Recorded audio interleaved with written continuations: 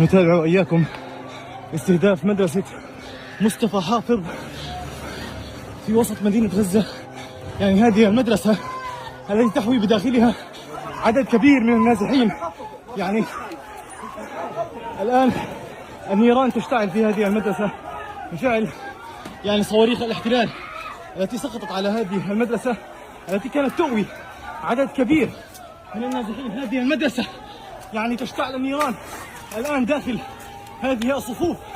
يعني نرى وإياكم هذا المشهد المروع جدا لهذه النيران الشديدة جدا والتي تشتعل داخل هذه المدرسة.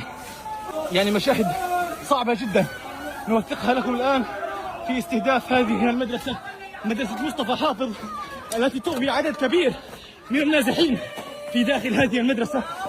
يعني نشاهد وإياكم يعني الآن العديد من الشبان. دفاع المدني في الطريق، دفاع المدني في الطريق، دفاع المدني